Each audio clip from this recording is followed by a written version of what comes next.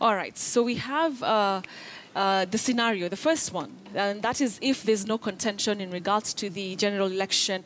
11th of August, which was Friday, IBC came out and declared the winner. This would have happened up until the 15th. They had that 7-day period to really tally the results, but it happened on Friday, 11th of August. And as you can remember, there was quite a bit of tension in the country, a lot of questions really about who was it going to be, and therefore IBC came out on the 11th of August to give really the results of this election.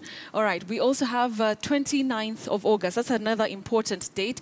This is when the swearing in of the president-elect and the deputy will be done. And as you can see just there, a footnote, that is going to be the first Tuesday, the 14th day after the declaration of the results. So after the declaration of the results on the 11th of August, you just count 14 days, and then there you have it, the swearing in. Remember that this is coming if there's no petition at the Supreme Court. Then that is the date when we're expecting the president-elect and the deputy president-elect to be sworn in. That's the date there. Let's just move on to another one. And this time around, let's take a look at the second scenario.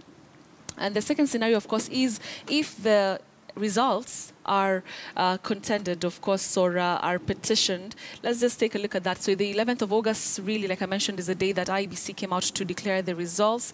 And then we have another important date there. That's the 18th of August. And that really is 7 days after the declaration of the presidential results. That's the deadline that any person has the opportunity to file a petition at the Supreme Court. Then you have the 1st of September. It could be the 1st or the 2nd, I believe. The Supreme Court, that's the day that they have to determine the case. That's the time that the determination should be made about that petition.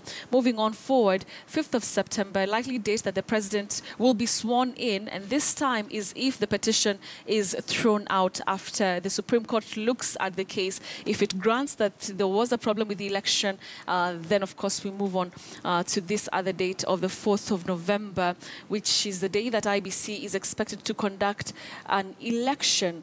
And this is, of course, if that petition is successful. So in case NASA decides to go to the Supreme Court, James Orengo, as you saw there in that clip, said that, they're not willing to go the court way. So in case that happens, that's just how things will look like. We could be doing this